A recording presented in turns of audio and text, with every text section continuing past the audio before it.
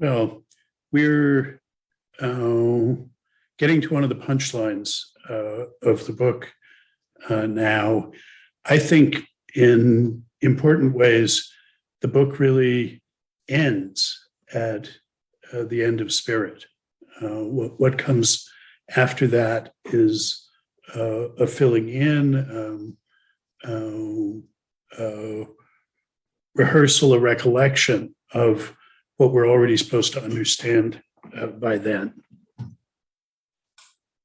And the topic is reductive naturalism. He says, this is somewhere on the handout, in the lectures on the history of philosophy, nature and the world or history of spirit are the two realities. And the ultimate aim and business of philosophy is to reconcile thought or the concept, the begriff, with reality. That's the end of the quote. So he says, look, there's nature and there's spirit. The ultimate aim of philosophy is to say how these things are related. And the inability to do that is alienation, the scourge of modernity that theoretically arises with the rise of modern science, but with all the other aspects of modernity as well.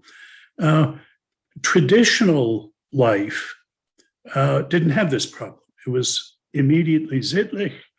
It saw norms in nature. They were just there, part of the way things were. Great chain of being, chain of superiority and subordination. So it saw norms in nature, but what it didn't see was that we have a role in instituting them. When we see that the norms aren't there independently of us, they're not in pre-human nature, the problem of how to relate them to that nature arises. And that's why this issue of reductive naturalism, one manifestation of alienation, is a distinctively modern problem. And he offers his resolution of this in the last part of the Spirit chapter, in the form of two allegories. The allegory of the valet and the allegory of the hard-hearted judge and the breaking of his hard heart through confession. So those are the two allegories I want to talk about. I want to read with us. This section of the Spirit chapter is dominated by two concepts, two sorts of meta attitudes that are in play throughout this, really the last 2/3 of the final Spirit chapter. Hegel's terms for these attitudes is edelmütig and niederträchtig. Miller translates these as noble and base or ignoble. I think a better way to think about it is the contrast between generous and mean-spirited, or even in the Latinate, magnanimous and pusillanimous, which literally mean great-souled and small-souled. We don't call people pusillanimous much anymore. There's a sort of 19th century tone to that, but I urge us to bring it back. But because he invests such rich content in these concepts, I'm generally just going to leave them in the German as black boxes that'll get contextually defined. I call these meta-attitudes because they're attitudes towards the relations between norms, normative statuses such as commitment, entitlement, responsibility, and authority on the one hand, and attitudes of acknowledging or attributing those norms as binding or applicable as standards of assessment on the other. So these are attitudes, practical attitudes and cognitive attitudes, ways of understanding the relation between normative attitudes and normative statuses. And the generous, magnanimous, edelmütig, literally that means something like noble-spirited, meta-attitude, takes it that there really are norms that attitudes are directed towards and answer to. It treats norms as genuinely efficacious in our lives, as really making a difference to what discursive creatures do. It understands our attitudes as norm-governed in a dual sense, that they both provide standards for assessment of the correctness of our attitudes. Am I attributing to you what you're really responsible for? Do I acknowledge the authority that you really have? Am I really responsible for what I take myself to be responsible for? Or do I really have the authority I think I do? And on the other hand, that the attitudes are subjunctively sensitive to the content of the norms that they're attitudes towards. That if the norm were different, at least very often, I would attribute, I would adopt different attitudes of attribution and acknowledgement of them. Attitudes are the way norms are actualized, the way they become efficacious, the way they make things happen in the normative order. But how are we supposed to understand that? The generous, the ungenerous, mean-spirited, niederträchtig meta-attitude. Etymologically, I suppose niederträchtig means something like pulling down, minifying, making less of something. The niederträchtig meta-attitude sees only normative attitudes. It doesn't see any genuine norms in play at all. It thinks about the norms as, at most, adverbial modifications of the attitudes, the sort of thing that for perceptual attitudes, Roderick Chisholm suggested an adverbial theory of perceptual talk, that it would be more accurate to say that I am seeing redly than that I see red. Well, that sort of adverbial view that really the norms only come into play as modifications of the attitudes. I am attributing authoritatively to you, something like that. And Niederträchtigkeit is the purest expression of the alienated character of modern normativity, culture, self-consciousness, community. It doesn't see norms as in play at all. But initially, the two meta-attitudes are both manifestations of alienation, because Edelmütigkeit seizes one-sidedly on the unity that characterizes cognition and action, while Niederträchtigkeit seizes one-sidedly on the distinction or disparity that they involve. If you think back to the discussion of agency, what's needed to get beyond the alienation of modernity to an unalienated reappropriation of a sittlich attitude is a kind of higher Edelmütigkeit. And that's what rehearsing these allegories is supposed to teach us how to do.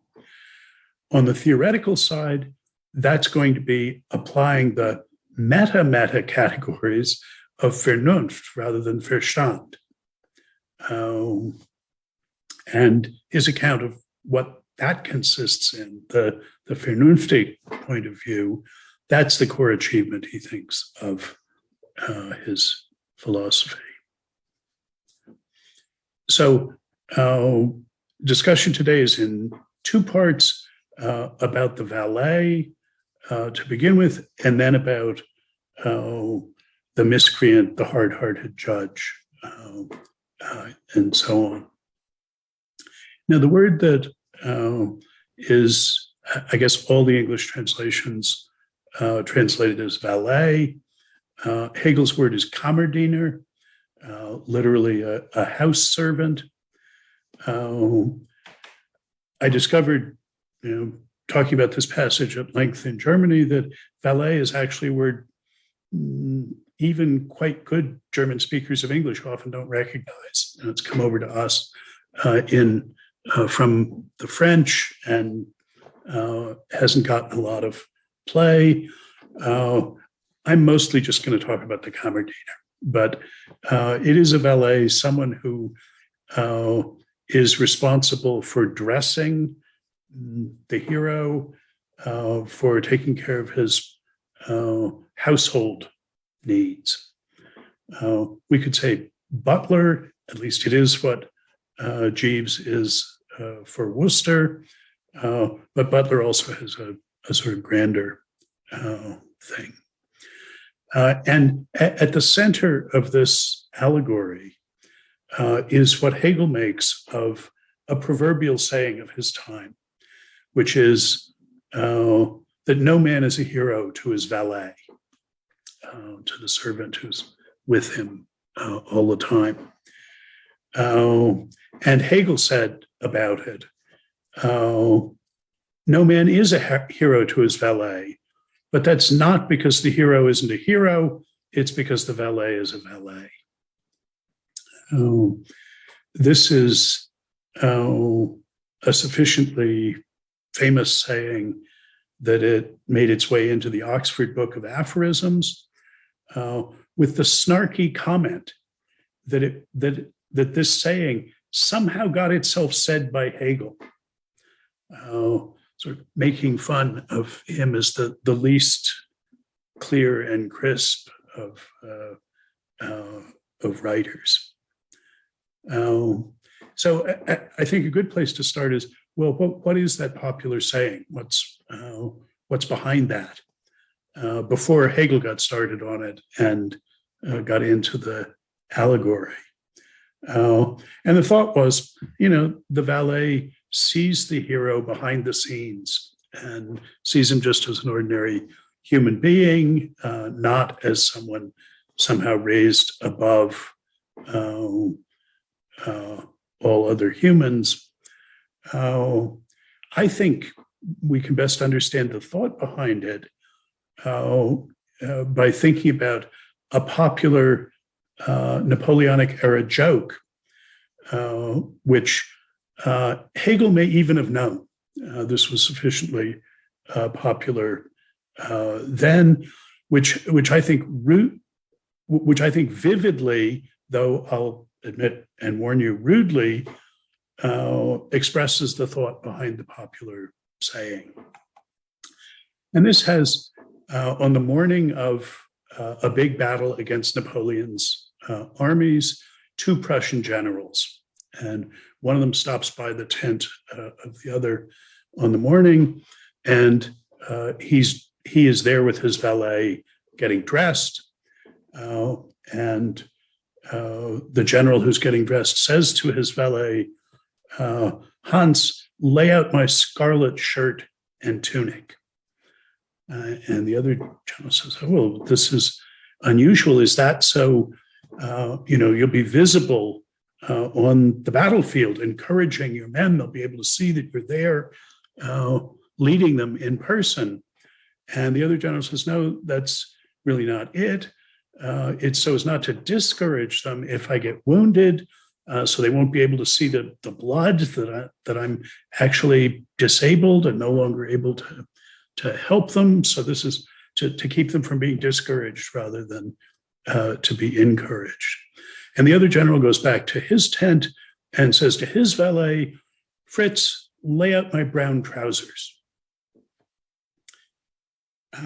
Well, the first general may have been a hero to his valet. The second clearly was not. As I say, it's possible Hegel knew this rude story. It was in circulation at the time. Nonetheless, his view is that the reason no man is a hero to his valet is because of the Niederträchtigkeit of the valet, not because of the lack of heroism of the hero. And the hero here is the friend of the norms, the one who really is acting out of acknowledgement of his duty, acting in the way he's committed to act, the way he's responsible for acting, doing what he ought. That's the hero. And the valet stands in for the Niederträchtig view that can't see that, that does not see norms as genuinely in play. So there's a long passage that is on your handout that is the one I'll be talking about from 665. This is the Kammerdiener passage where we see the valet holding fast to the disparity that action involves. He says, this attitude holds to the other aspect and explains the action as resulting from an intention different from the action itself and from selfish motives. Just as every action is capable of being looked at from the point of view of conformity to duty, so too it can be considered from the point of view of the particularity of the doer. For qua action, it's the actuality of the individual. This judging of the action thus takes it out of its outer existence and reflects it into its inner aspect or into the form of its own particularity. If the action is accompanied by fame, then it knows this inner aspect to be a desire for fame. If it's altogether in keeping with the station of the individual, without going beyond this station, and of such a nature that the individuality does not possess its station as character externally attached to it, but through its own self gives filling to this universality, thereby showing itself capable of higher station. This is the dutiful servant of state power. Then the inner aspect of the action is judged to be ambition, and so on. Since in the action as such, the doer attains to a vision of himself in objectivity, or to a feeling of self in his existence, and thus to enjoyment, the inner aspect is judged to be an urge to secure his own happiness, even though this were to consist merely in an inner moral conceit, in the enjoyment of being conscious of his own superiority, and in the foretaste of a hope of future happiness. No action can escape such judgment, for duty's sake. This pure purpose, the Kantian picture, I'll say parenthetically, is an unreality. It becomes a reality in the deed of an individuality, and the action is thereby charged with the aspect of particularity.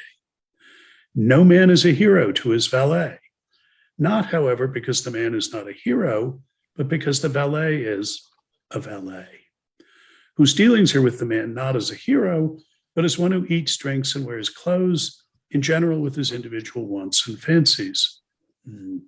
Kantian term would be sinnliche Neigungen, his sensuous inclinations. Thus, for the judging consciousness, there is no action in which it could not oppose to the universal aspect of the action, the personal aspect of individuality, and play the moral valet toward the agent. Okay, that's a long, rich passage. That's what I'm going to be talking about.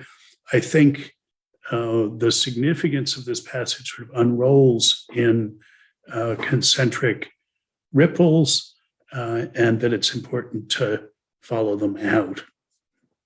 So I said to be the hero in the sense in play here is to act out of regard for one's duty, to act as one is committed to act, as one is responsible for acting, to have your actions proceed from respect for or acknowledgement of one's duty, what one is obliged to do, what one ought to do. So the hero is one who acknowledges the norms as binding and actualizes them in his activity. And to play the valet to such a hero is to deny that that's what the hero is doing, to impute only selfish motives, so an egoistic individualism about motivations, to see only the attitudes is in play and not the norms that they are attitudes towards in play. Ultimately, it's to give a naturalistic explanation, a genealogical explanation of the actions that the hero takes to be norm governed, duty acknowledging actions. Only particular attitudes are acknowledged, not governing norms. So I see this as opening out from the egoistic individualism through the exclusive acknowledgement of attitudes rather than norms, through genealogical explanations to a reductive naturalism about human activity that doesn't see reasons as in play at all, reasons as the form of the norm. It only sees causes. So if you think about that official who exercises state power, he's committed himself to acting solely according to universal interests and norms. He commits himself to doing only what the norms require. But as Hegel is acknowledging in this passage, every actual performance is a particular doing. It incorporates the contingencies of that doer, of the particular situation. It's always more than just the acknowledgement of the norm. You never just feed the poor or turn on the light. You're also cutting education budgets or raising taxes or alerting the burglar. And there's always going to be contingent interests and motives at play. So Hegel is saying it always will be possible for the niederträchtig consciousness to point out the moment of disparity, the particularity and contingency that infects each action. Hegel is conceding here that a genealogical explanation of any action is always going to be possible. One that says, look, this happened because of contingent events that did not provide norms demanding it or evidence providing reasons for it. And he's saying there is no action at all that's not amenable to this sort of reductive, ignoble description. Nonetheless, he wants to say there really are heroes. So he's going to give us a compatibilist account of the relation of norms to these naturalistic explanations. And you can see that the stakes are high here. This is the story he's about to unfold for us is his way of avoiding turning Kant's distinction between facts and norms, between nature and reasons, into a dualism.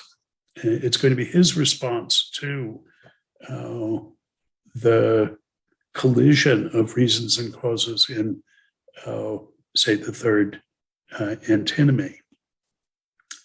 So the Kammerdiener doesn't appeal to norms, just attitudes. I talked last time about Gil Harman's invocation of this line of thought in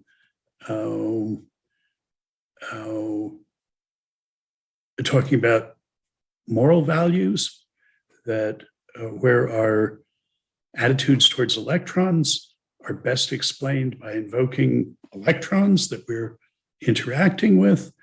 Our moral attitudes, Harman says, are best explained in terms of just other attitudes, our previous attitudes, the attitudes of our teachers and our colleagues, and so on.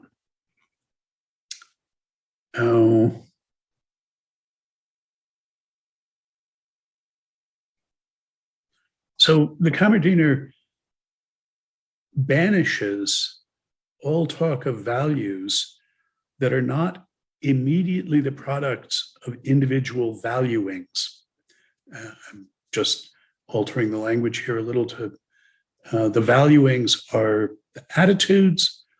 One way of putting the issue he's raising, the rise of subjectivity, modern subjectivity, is the practical realization that values are not independent of our valuings, our attitudes.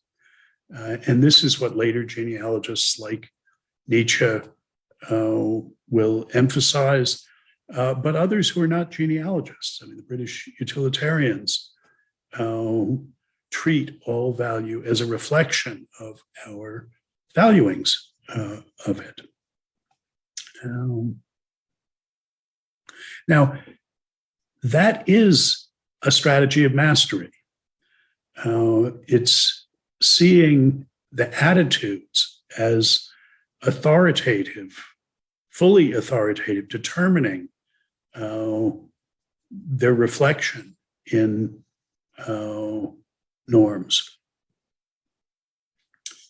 And Hegel wants to break out of the ways of thinking that he identifies with Verstand, brought to perfection by Kant, that sees us as restricted to either adopting the Kammerdiener's niederträchtig point of view, or being reduced to a dualistic understanding in which the norms are not intelligible as interacting. You know, they're real, but we have a dualistic account in that we don't know how to make sense of their interaction with the physical world. So he's looking for a compatibilist, he's articulating a compatibilist view about the relation of nature and normativity. And this is what he sees as the fundamental issue that Kant bequeathed us, having made the huge revolutionary philosophical move to understanding us as, in the first instance, norm-governed creatures,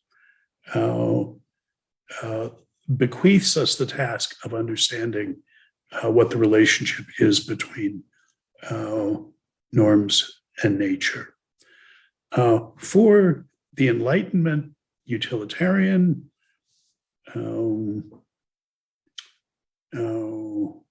British utilitarianism flourishing in the generation after Hegel's death, but there was an Enlightenment precursor.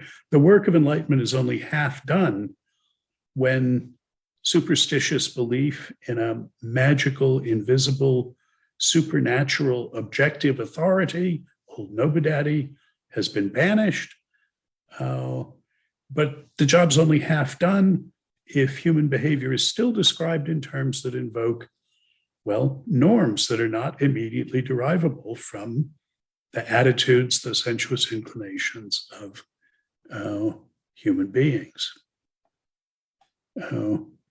So that's the problematic that he's addressing. How are we to understand what's wrong, what it is that the valet can't see because he's a valet? What's wrong with the niederträchtig point of view? How can we be friends of the norms, acknowledge that there are heroes, that we all as discursive beings are responsive to norms, while still giving our due to the claims of nature, and in particular to what he's acknowledging is the permanent possibility of a genealogical account of our actions, genealogical in that it invokes causes rather than reasons or norms.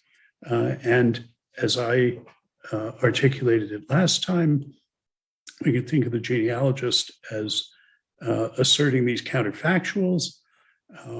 Says, well, you would not have acted this way unless your teachers had had these attitudes, you had had this training. This is the explanation of the judge's decision in terms of what she had for breakfast that morning. The counterfactual dependence of our attitudes on other attitudes and matter-factual states that do not provide reasons in the form of norms enjoining the doing of this. And Hegel is conceding that it will always be possible to give a genealogical account of what we do, and yet wants to explain to us how norms can be real and efficacious nonetheless. So I would say the principal lesson that I think Hegel has to teach us, or less tendentiously, the biggest contribution he has to make to the contemporary philosophical discussion is his response to this. Because this issue, I take it, is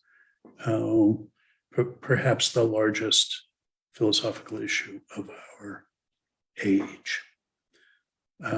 So the stakes are high. There's not that much left of the book.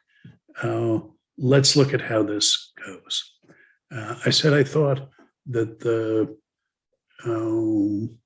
reading of this passage goes in concentric ripples, and I want to talk about 4 of them now. This is under the heading of 4 meta-meta attitudes. So Edelmütigkeit, saying there really are heroes, and Niederträchtigkeit, taking the Kammerdiener's view that there are no heroes, the reductive, naturalistic, genealogical attitudes only view. Those are meta-attitudes, attitudes about the relation between attitudes and statuses, attitudes and norms. I want to talk now about 4 increasingly sophisticated ways of understanding the relation between Niederträchtigkeit and Edelmütigkeit as attitudes about those, which we will see in the discussion of the second allegory. The hard-hearted judge recapitulates these meta-meta attitudes. So the first one is something like the stance of what Hegel at the very beginning of the book called natural consciousness. the sort of philosophically untutored consciousness, even though we're deep in philosophical theory at this point. The first is to understand the relation between the edelmütig normativist and the niederträchtig naturalist as a cognitive disagreement about a matter of fact. They disagree about the answer to the question, are there norms? The normativist says, yes, there are, and the naturalist says, no, there aren't. This is a disagreement about an objective matter of, well, fact in a broad sense about sort of the furniture of the universe. When we look around there, do we find norms or not? Now you might be remembering that this was a way in which Enlightenment understood faith as well. Saying, look, our disagreement is just about whether there is this thing, this supernatural being who is the causal creator of the natural world. That's a matter of fact. You have this false belief about it. But the idea of this way of understanding things is, first of all, somebody's got to be right and somebody wrong. If you make an exhaustive catalog of the furniture of the universe, will you find norms in it or just normative attitudes? The issue is put in a box with questions like whether there are leprechauns or whether there's a bird in the bush. One or the other party is to the dispute is wrong, and who's right and who's wrong is settled by some attitude-independent matter of fact. I say we don't want to beg the question by using a naturalistic notion of fact. Let's say an objective matter, objective in the sense that it's attitude independent. Whether there are norms or not is independent anyway of the meta-attitudes that we adopt. Now, peeking ahead to the end of the book a little bit, Hegel is going to say, not only are the norms not attitude independent, there were no commitments and entitlements, no authority and responsibility until and apart from our adopting attitudes of taking or treating each other as committed or entitled, authoritative or responsible. But also he's going to say, and this is a key move in his resolution, it's not independent of whether we adopt edelmütig or niederträchtig, meta attitudes. That's going to be an essential part of his response to this. But that's not available on this first initial sort of natural, flat-footed way of understanding the dispute between the two sides. And as I indicated a minute ago, the discussion of the relation between enlightenment and faith is going to be the model for the resolution that he gives of this.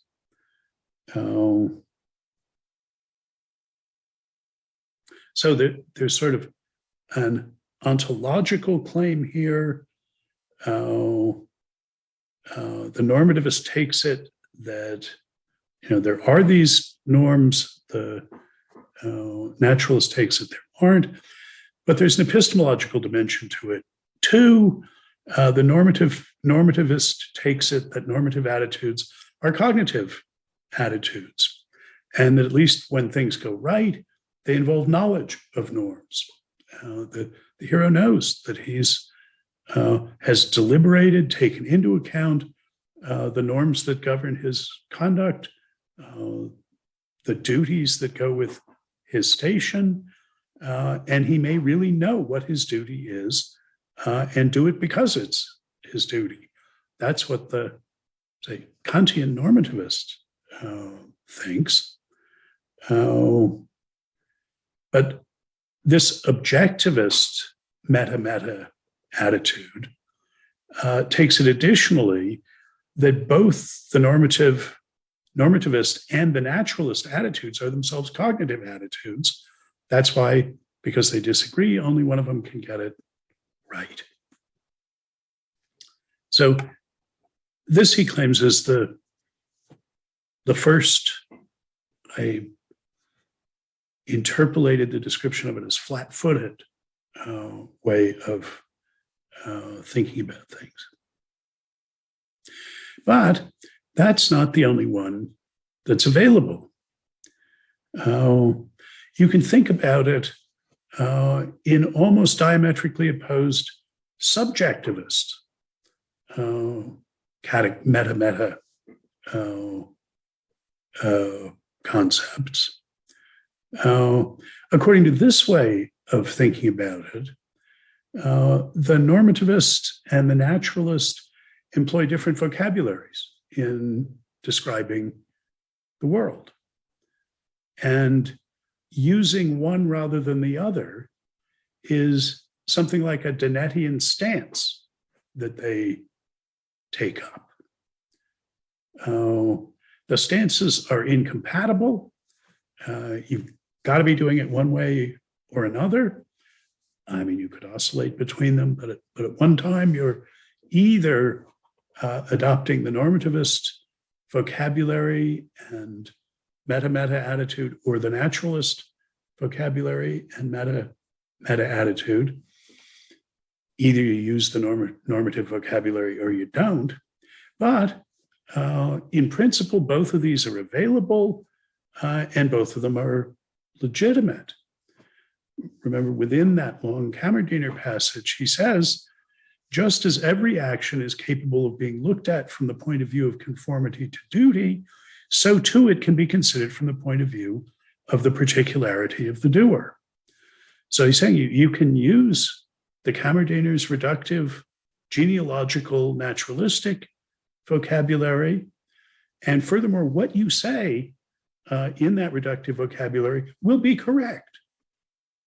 I mean, he wants to say it's einseitig, one-sided, but it will be correct in that vocabulary, what you say, but it also, what the hero says, what the normativist sees, using the vocabulary of conformity to duty that acknowledges the reality and efficacy of norms, that's okay too. So Hegel is, in thinking about these as stances implicitly here, acknowledging that it's not that the Kammerdiener is wrong. So again, in this passage, no action can escape such judgment, the judgment of the moral valet.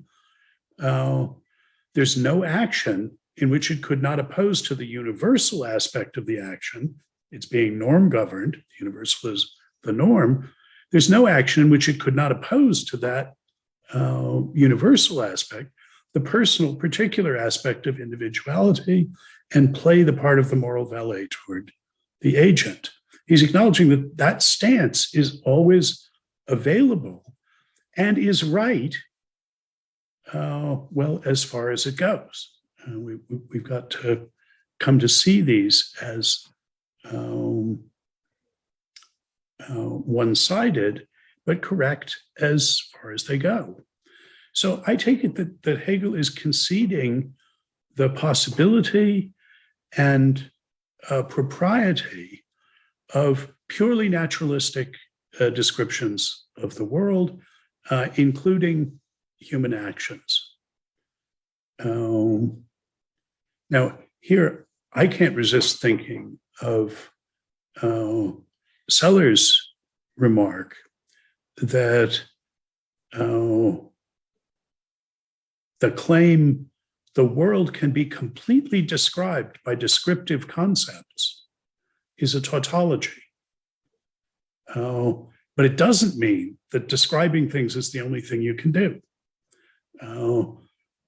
We should balance, that acknowledgement that descriptive vocabulary, rather than, as Sellers is talking, rather than prescriptive vocabulary, can give us a complete description of the world. But we should couple that with an agreement that there are other uses of expressions, viz. Prescriptive ones, that have a different function and that are equally essential to discourse. Something like that is what he's saying. Every action can be looked at from the point of view of conformity to duty. That is, the edelmutig normativist vocabulary is correctly applied.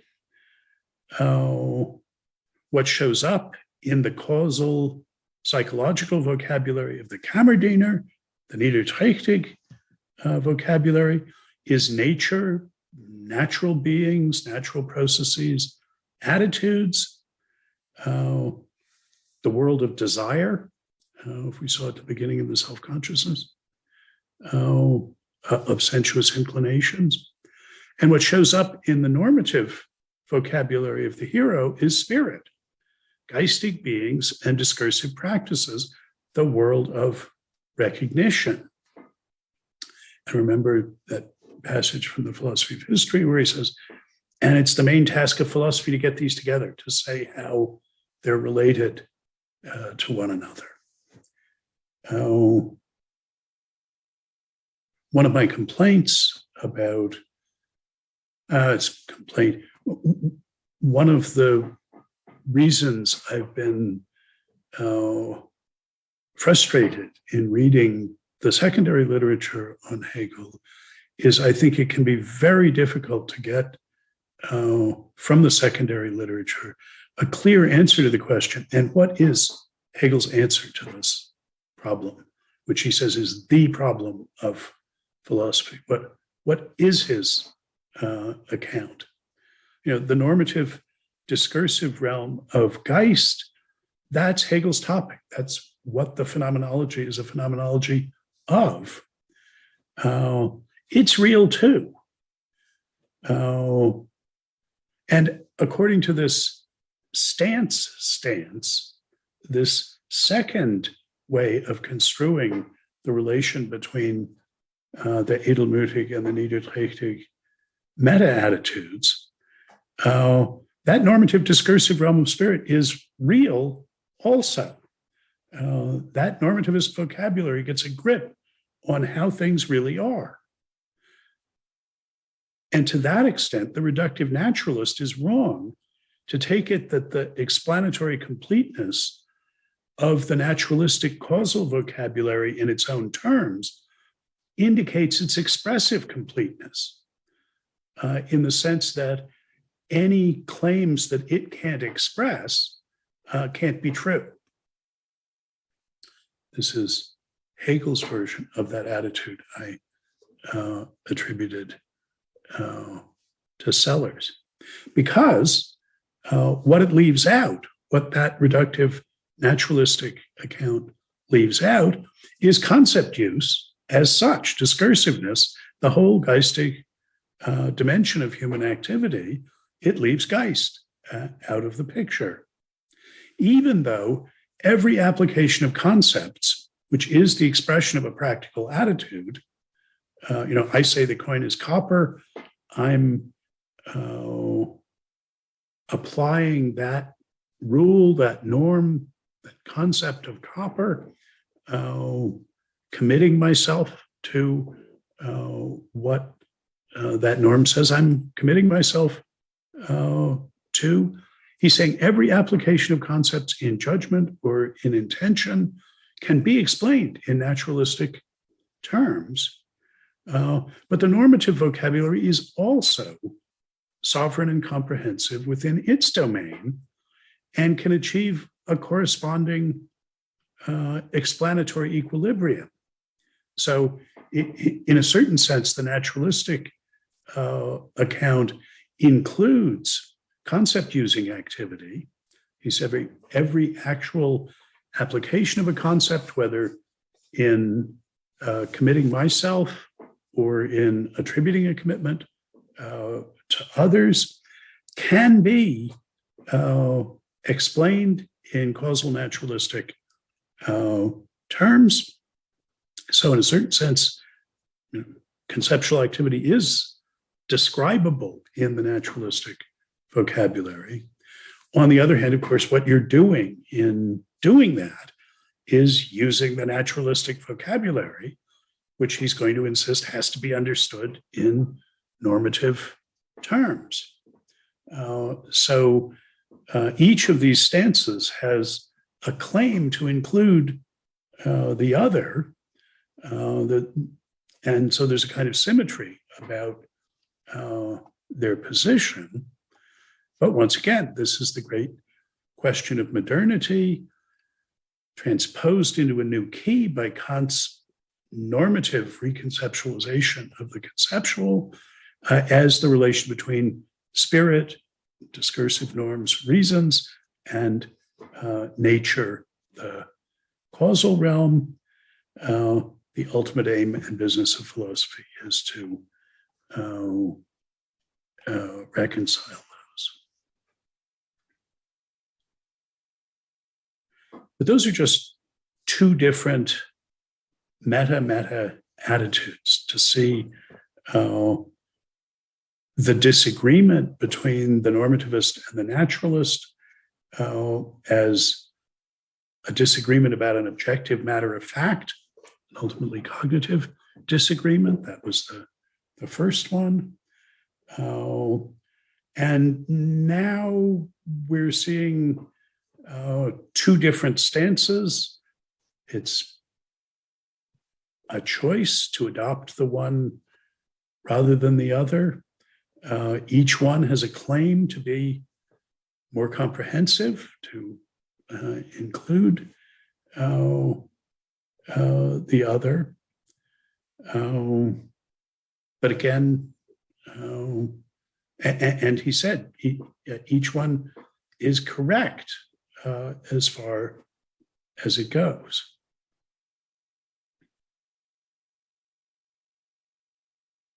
He says still, there's another way of thinking about it. Now, each of these previous meta attitudes, has something right about it, but we've got to draw out what's implicit in them. And again, this is, I think this discussion is modeled on the discussion in the previous chapter about what's right and wrong about faith and enlightenment's view of each other. And this is that there's a practical recognitive dimension to these stances. When he introduces it, he says the niederträchtig meta-attitude, quote, clings to the disparity between the two essentialities. As it clings to the distinction that action and actual consciousness involves. It's a partial one-sided attitude, but what's distinctive of this third way of construing the difference is it's a practical recognitive matter. It's not just taking things to be a certain way. It's making things be a certain way. It's adopting a certain kind of recognitive attitude towards one's fellows and adopting a certain practical kind of self-consciousness. Niederträchtigkeit clings to, he says, the disparity that action and consciousness necessarily involves between what things are for consciousness and attitude and what they are in themselves, Remember, on the side of subjects, that's the difference between attitudes and norms. The niederträchtig meta-attitude clings to that disparity. The edelmutig meta-attitude seizes one-sidedly. It's still, when it first shows up, an alienated, einseitig attitude. It seizes instead on the complementary moment of unity or identity, the sense in which action always succeeds and one always does what one intends. This is focusing on the intention, the Absicht, rather than the purpose, the Vorsatz.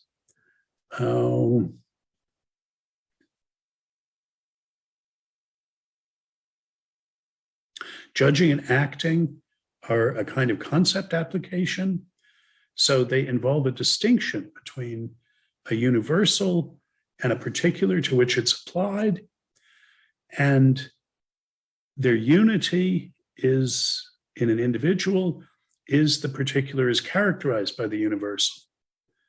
The universal being the concept that's applied, what sets the standard of correctness for the judgment or the action. From this perspective, the niederträchtig attitude is a kind of nominalism.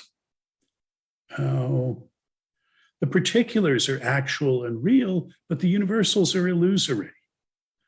There aren't really any standards of correctness for the application of these things.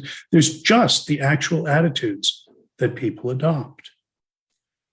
Think about the jurisprudential model that I've invoked repeatedly.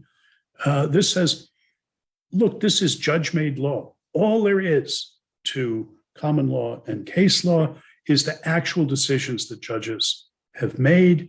There is no such thing as the law that's being applied here. This is a nominalism about legal concepts. There's just the particulars. There are no genuine individuals that really unite universals with particulars. This issue comes up explicitly for intentional action. The Kammerdiener doesn't admit that what's done can be the acknowledgement of the bindingness of a norm, can simply be the application of the norm to a particular. They're just the particular performances, but no question of them genuinely falling under norms, either in the context of deliberation, that the one applying them, the one adopting that attitude, is genuinely responsive to the norm, to whether this would be a correct application or not, or an assessment that when we say, yes, you correctly called that coin copper, that those attitudes are genuinely applying some normative standard that induces a genuine distinction between correct and incorrect applications. We have the semantic skeptic, Kripkenstein's semantic skeptic here, who says, look, they're just these applications of concepts. There is no norm intelligibly governing them.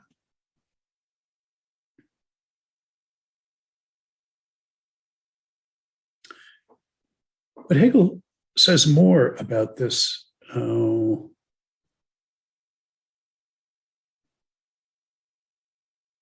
practical reading, what you're doing in adopting a niederträchtig or an edelmutig attitude.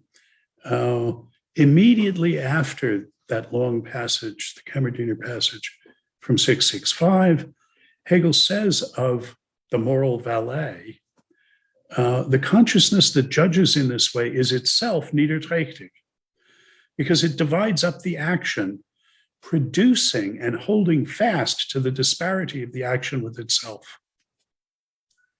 That is, the niederträchtig, naturalistic, reductive meta-attitude not only holds fast to the disparity of the action with itself, but divides up the action. It produces the disparity. This is the claim that it's a practical, not principally a cognitive matter. It's a matter of making something so rather than finding out that it's so. So we want to understand, well, what could it mean to say that the moral valet produces this disparity? I mean, it can't be that what he produces is the distinction that action implies. We've heard about that for a long time. That distinction between achievement and intention, between the context of assessment and the context of deliberation, between particular performance and the universal conceptual norm that sets a standard of assessment of correctness for it, that's a ubiquitous and essential feature of the metaphysical structure of action. That's what he taught us in the reason section. That distinction is not itself a product of modern alienation, though there are modern alienated ways of understanding and misunderstanding it, so that we become, as he says, a puzzle to ourselves. Our actions become puzzles to ourselves. But the distinction is real enough.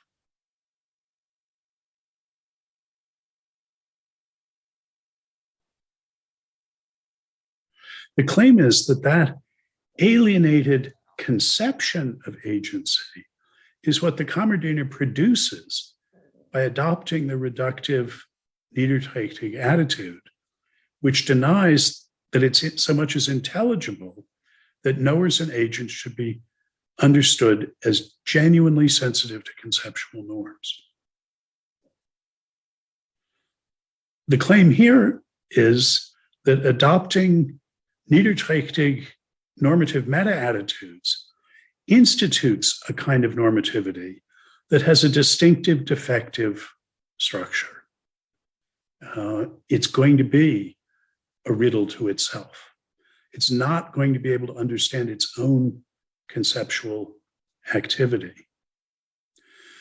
But to think about it as instituting a distinctive structure of normativity is to say that it isn't, in the first instance, a matter of cognition, but a matter of recognition.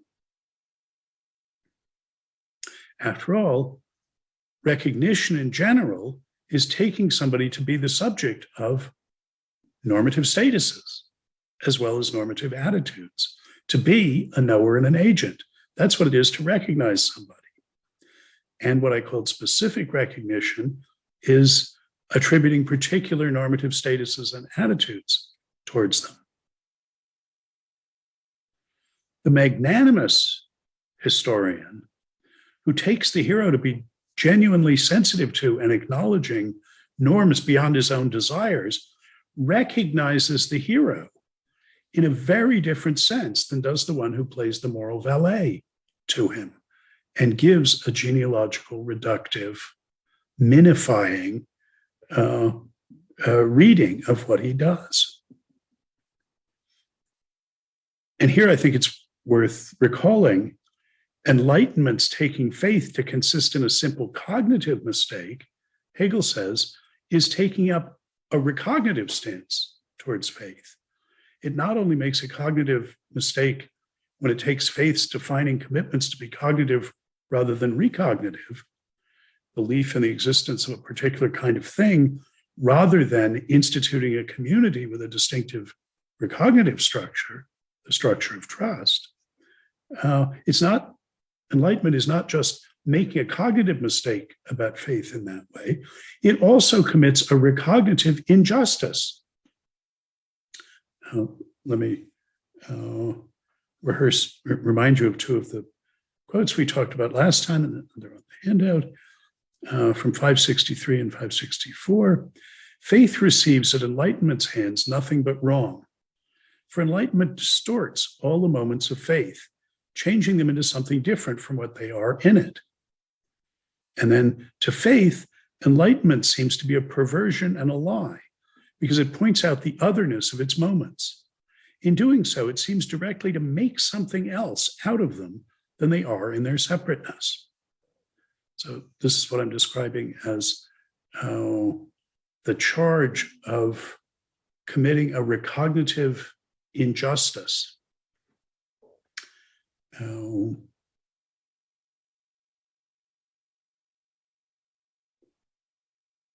not going to say anything about it, but for those of you who know this epistemological tradition, you can think of Miranda Fricker's notion of testimonial injustice as, I think, colorably an application of this general idea of recognitive injustice. So the view in sort of what we can now see as an allegory of faith and enlightenment is that enlightenment's ungenerous, niederträchtig failure to recognize faith's recognitive achievement changes that achievement. It cheapens it. It makes it less than it would be if it were properly acknowledged. And by adopting that attitude, enlightenment is playing the moral valet to faith, refusing it the recognition that it deserves. Now, we're going to need to ask about the point of view from which it deserves it. But enlightenment is rejecting community with faith, making impossible the reciprocal recognition on the side of what he calls pure consciousness that would institute a community combining enlightenment and faith that exhibits the structure he calls trust and pushes the corresponding sort of self-consciousness out of reach.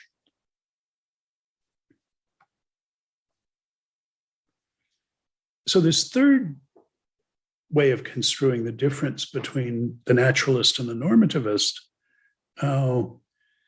sees the naturalist as doing something, as adopting a recognitive attitude that institutes a defective kind of community. The moral valet doesn't just notice or point out the disparity that action and consciousness involve. The moral valet identifies with it because that recognitive act, that unwillingness to acknowledge the hero as a hero, to acknowledge the presence and efficacy of discursive norms in cognition and action, adopting that recognitive stance involves a kind of recognitive sacrifice on the part of the reductive naturalist. The Kammerdiener is giving up the possibility of a certain kind of self-consciousness, consciousness of himself as genuinely bound by norms. The principled grounds that he has for refusing to recognize the hero as a norm-governed creature apply to himself as well. As I say, we'll see Hegel explicitly saying this when he's talking about, in the second allegory, about the hard-hearted judge. His position is that the very idea of somebody practically acknowledging a norm as binding is unintelligible.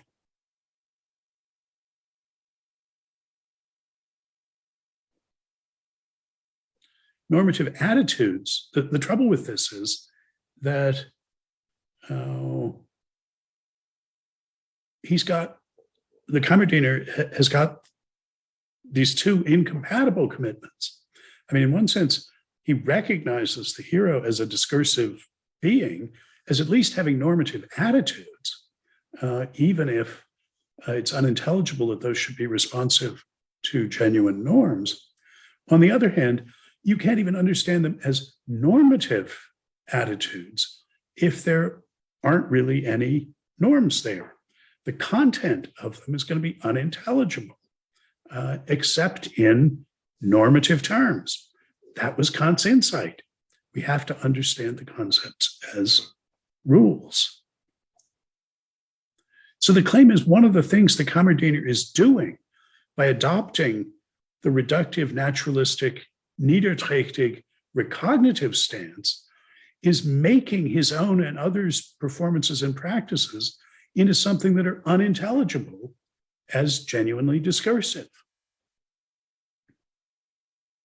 So the third construal of niederträchtig and edelmütig meta-attitudes towards norms and normative attitudes is that they're recognitive attitudes that have the effect of practical commitments.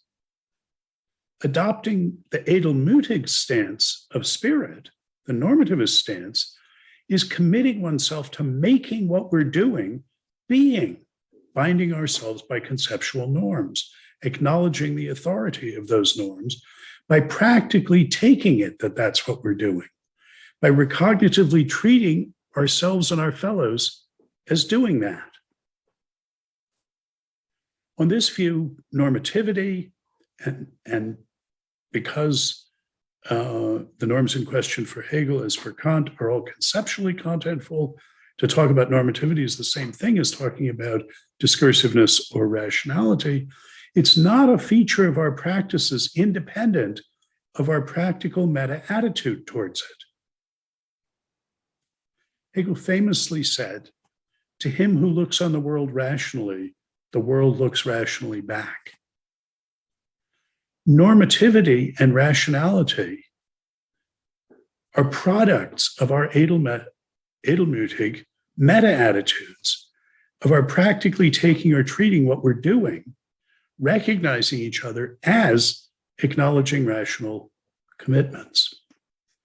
We actually do that in our ground level discursive practice. What we need to do philosophically is achieve the kind of pure consciousness, the kind of theoretical philosophical consciousness that will make that intelligible. Spirit, he's saying, exists insofar as we make it exist by taking it to exist. Sometimes worry about this as the Tinkerbell theory of rationality. Remember Tinkerbell in the Peter Pan story, well, at least in the Walt Disney version of it, only exists as long as we believe in fairies. If we stop believing in fairies, Tinkerbell will die. Hegel thinks there's a genuine sense in which discursiveness and rationality is like that. Not that if we get the wrong philosophy, it will pop out of existence. If we have the wrong philosophy, we just are puzzles to ourselves. We can't make intelligible the kind of beings we are.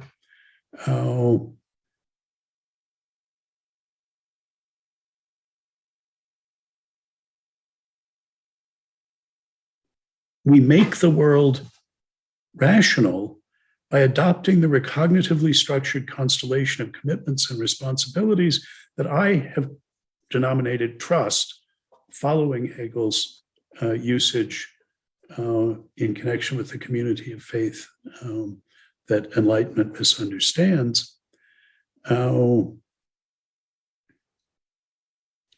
what we need to understand the relation between Edelmütigkeit and Niederträchtigkeit aright is a new form of recognition, a generous form of recognition, by contrast to the one-sided and ungenerous, alienated forms of recognition. And this final form of recognition is recollection. And that's the understanding of recognition as rational recollection, Erinnerung, is the one far-off divine event towards which Hegel's whole creation has been moving.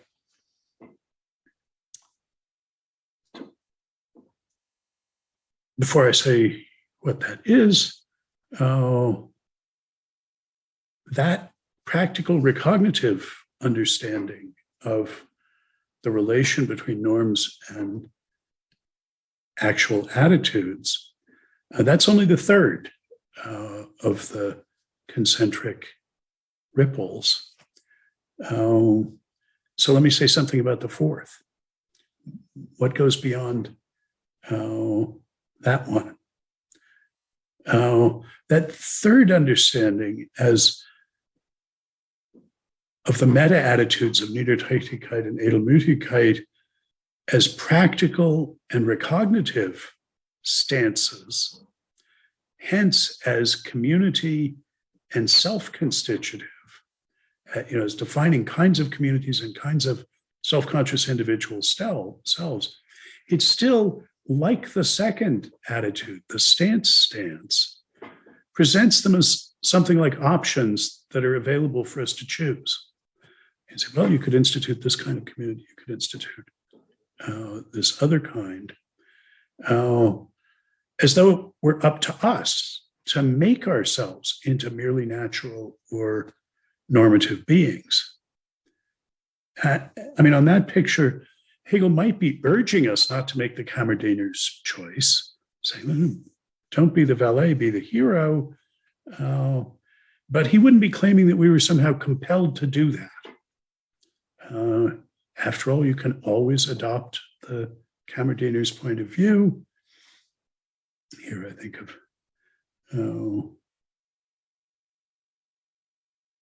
Seller's remark that one always could simply not speak, though only at the cost of having nothing to say.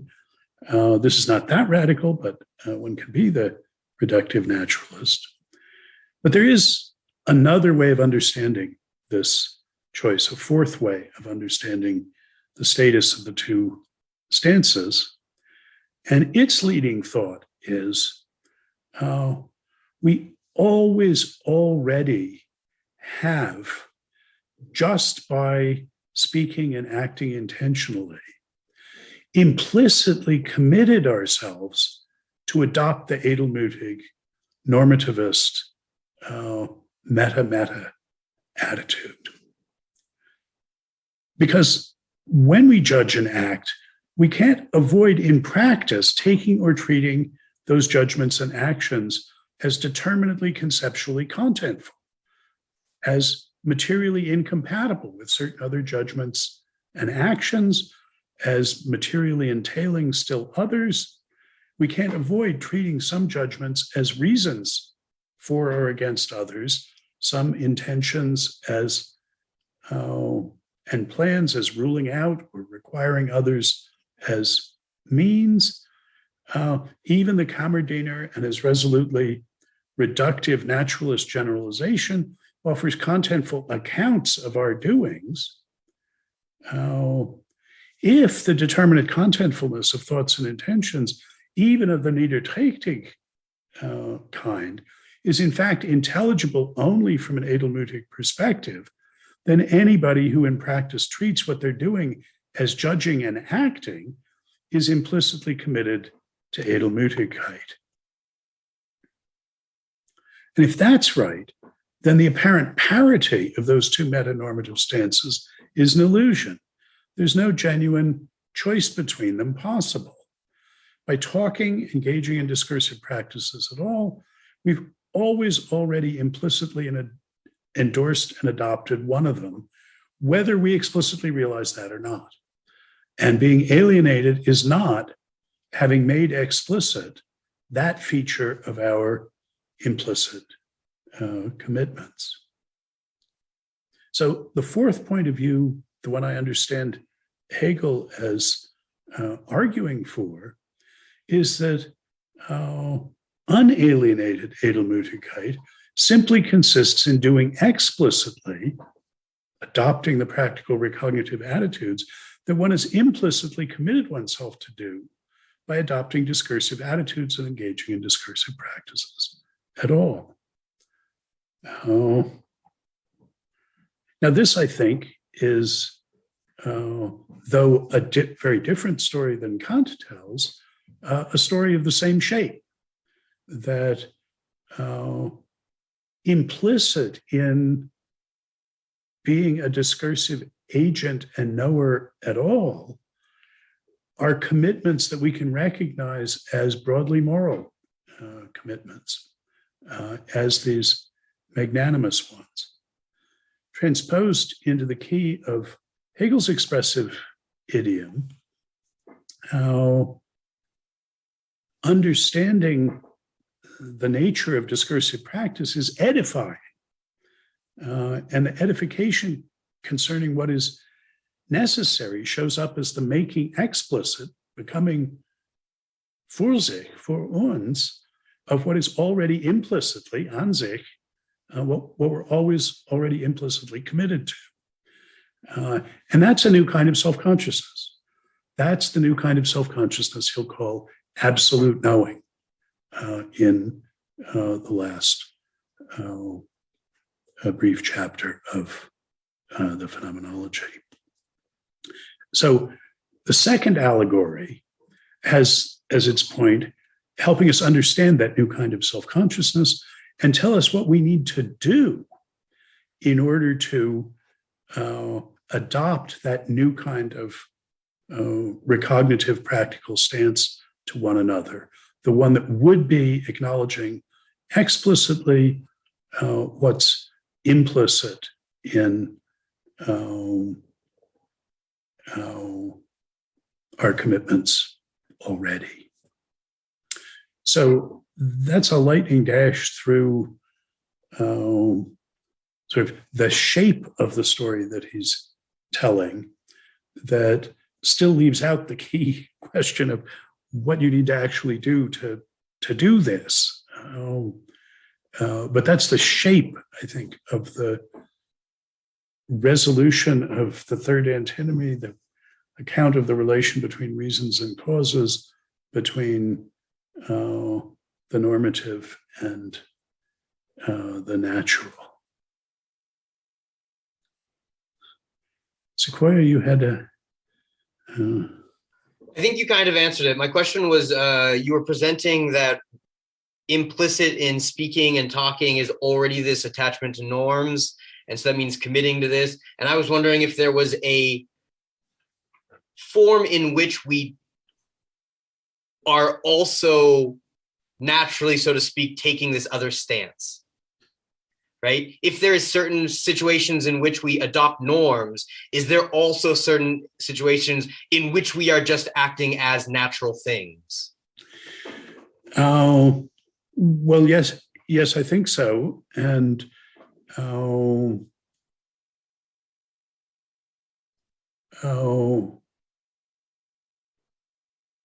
maybe the best discussion I know of that is Foucault on the clinical regard, the clinical view of someone that achieves maybe its perfection in that medical clinical looking at someone as an organism. How well or badly are you functioning as an organism? Which Foucault is very good on the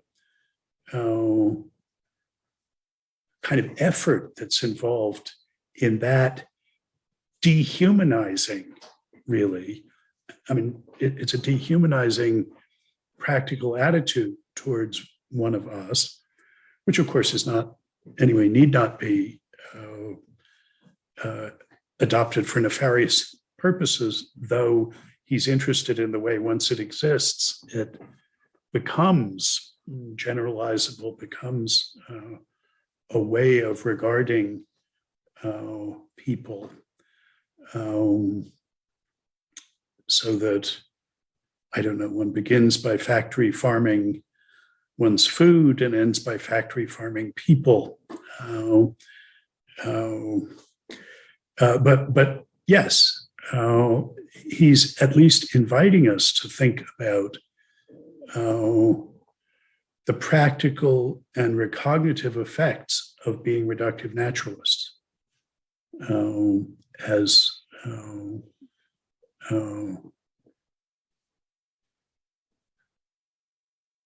a source of assessment of them. Now they say he doesn't just want to recommend being a normativist rather than a naturalist. He thinks one has only a defective self-consciousness insofar as one adopts that reductive naturalist point of view. There's something about us that we can't understand, that we don't understand if we adopt that point of view, that we can understand if we adopt the higher Edelmutigkeit. Yeah, Katja. Yeah, it's probably the same question in other words. This collapse between the duality this collapse of the duality between the naturalist and the normativist. This seems to be a lesson which has to be learned by the naturalist, but this must be a symmetric relation. So, what gains the normativist from this collapse? Okay, good. Yeah, the claim is that the normativist, the Edelmutigkeit and the normative appreciation of the hero first shows up in modernity in alienated form, in an essentially dualistic form. Here the norms, here the nature, but unable to put them together. Unable to see how a commitment to the reality and genuineness of norms, and so of our attitudes being really normative attitudes of acknowledging and attributing authority and responsibility, commitment and entitlement, how that's intelligible for natural creatures in a natural world. That Kantian version of Cartesian dualism shows the alienation, us being split apart into the normative part and the natural part, unable to understand ourselves as particular desiring beings who are also normative members of a recognitive community, and so to be genuinely self-conscious. So we have to understand and practically implement a higher form of recognitive attitude than the alienated modern even friend of the norms has. And as I say, the slogan for that, I'm going to say, is recognition needs to take the form of recollection. And what we'll see in reading the second allegory is he says it needs to take, the recognition needs to take the form of confession and forgiveness. But what that is and how to understand it recollectively, I haven't tried to put that on the table yet. Okay, I have it as being just 3. Let's come back at 3:15. Now, I'm inevitably going to have to break off medias res sort of before the end of the story here. And I wanted both to warn you and to reassure you on those grounds. If you look at the plan for the rest of the course, we've got 3 meetings after this one, and all of them are devoted to articulating the final position that I take Hegel to end up in. I think far too often one feels obliged to spend a lot of time on the problem of the beginning, as he put it in talking about the science of logic, and the problem of method, about how you get from one place to another, and don't spend enough time talking about sort of how things look at the end after we've achieved the kind of self-consciousness that he's trying to give us. So today's is just the first of really 4 sessions that are devoted to that. But if you look at the reading for next time, I've asked you to read, well, the alarmingly titled Absolute Knowing, the very end of the book, the preface, which, like most prefaces, was written after the book. It's long, and I will be undertaking to show you how to read the somewhat different idiom that he uses there. His vocabulary evolves between finishing the book in October of 6 and beginning to write the preface in the early months of 7. And for each of the next 3 weeks, I've asked you to read the conclusion to A Spirit of Trust.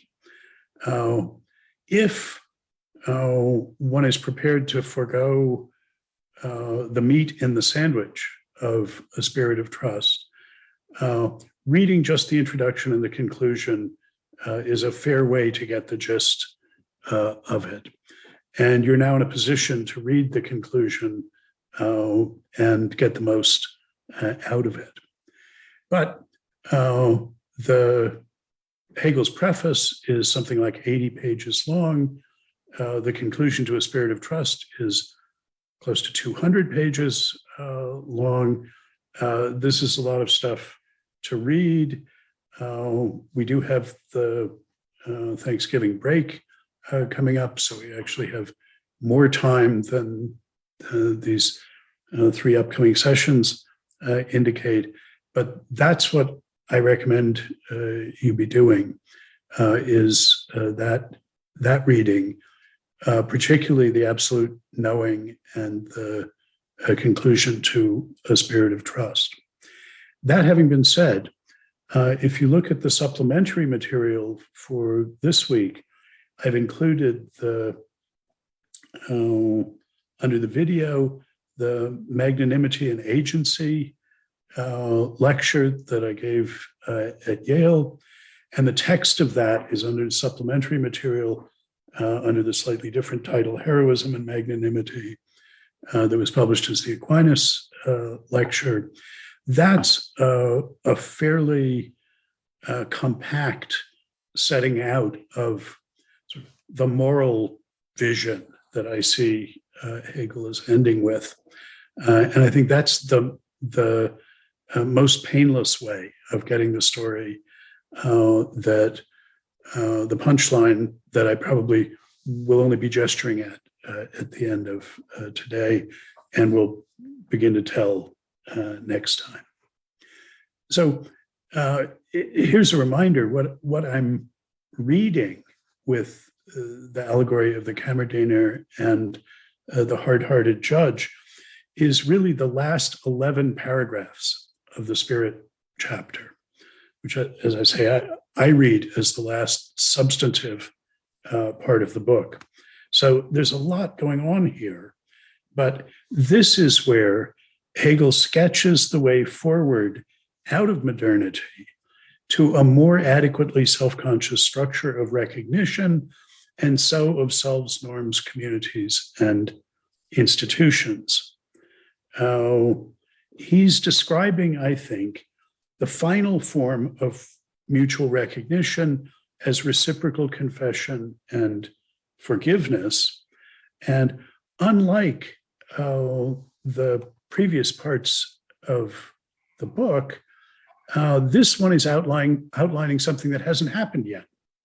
It's a future development of spirit. This account that he's giving us is what we need to do next in order to get out of the pickle of modernity and commence a second titanic sea change of a magnitude comparable to the single biggest thing that ever happened to us, the still incomplete transition from traditional to modern society. So if you look at this section on the handout, it's a narrative accounting sequential stages in the relationship between what he calls an evil consciousness and a hard-hearted judge. The judgment of the judge, the confession of the miscreant, the refusal by the judge of reciprocal confession, the breaking of the hard heart and confession by the judge, forgiveness, and the achievement of a new kind of community where both parties to the recognitive relation confess and forgive, that creates this new kind of community that he epitomizes by talking about the reconciling yea, in which the two I's let go their antithetical existence. This is the existence of the I, which is expanded into a duality. Now, what we see with the hard-hearted judge is the judge adopting a niederträchtig attitude towards the miscreant, splitting up the action, pointing out that what was done was not simply the performance of duty, that any action is always both more and less than simply the carrying out of an intention or the acknowledgement of a commitment. It's more because there are always descriptions of it, consequential descriptions of the doing under which it was not intentional, and it typically will fall short of successfully fulfilling the intention that it has. So, reading the allegory here, I think the two parties, the agent and the hard-hearted judge, are personifying the two aspects, the two social perspectives on agency that we're familiar with from the discussion of action in the Reason chapter, namely the perspective, the first-person perspective of deliberation and the second or third-person perspective of assessment of the action. And the judge is hard-hearted because he focuses on, as an assessor, on the ways in which the action fell short of being a pure translation into actuality of duty. But Hegel says in 666, this judging consciousness is hypocrisy because it passes off its judging as the correct consciousness of the action and not as another way of being wicked. The judge takes it that though the acting consciousness is evil, böse is the word he's using, by responding to the particular rather than the universal, the judge is being a genealogist, is just seeing what the hero had for breakfast, just seeing the agent's attitudes involved. And what the judge is saying is correct. It's right. It's one way to think about it. But the judge can, he says, can oppose the universal aspect of the action to the personal aspect of individuality. That's in the Kammerdiener passage there. Because the judge still perceives both of them. And he takes it that the judge takes it that what he's doing isn't like what the agent is doing, that he, the judge, is simply applying the norm as a standard of assessment to what is done. So, in fact, he's applying different standards to his own doing, the assessing, than he is to the doing that is assessed. He's treating himself as a hero in the sense of being simply responsive to the norm. Look, I'm just telling you that what you were doing was not simply the translation from the inner realm to the outer realm of your duty. You did too little and too much, both. But I, as an assessor, am simply responsive to the norm. So he's applying quite different standards to his own actions than he is to the others. It's a paradigmatically asymmetrical recognitive relation. He's playing the moral valet to the agent. And this impasse in Hegel's telling of the allegory is moved to the next phase when the one who is judged confesses the particularity and contingency of its attitudes, says, look, you're right.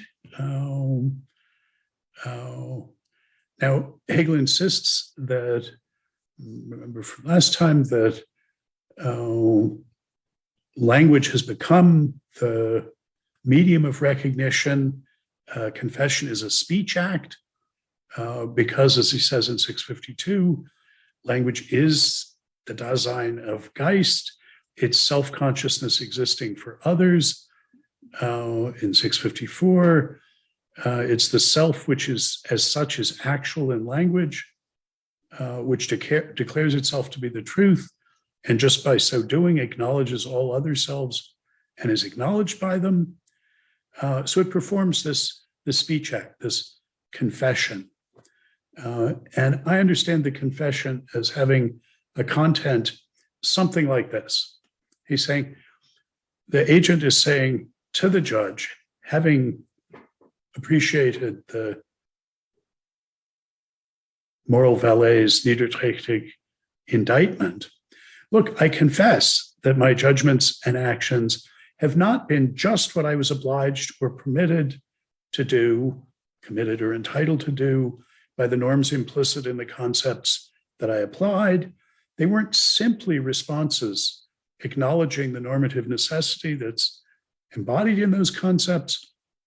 They also, inter alia, express, reflect, and are sensitive to my subjective attitudes, to my other collateral, doxastic, and practical commitments, the particular course of experience I've undergone, the beliefs I've contingently acquired and rejected or retained during the experiential course of my development, my other contingent practical ends, projects, plans, and their evolution, really everything that makes me the distinctive individual I am.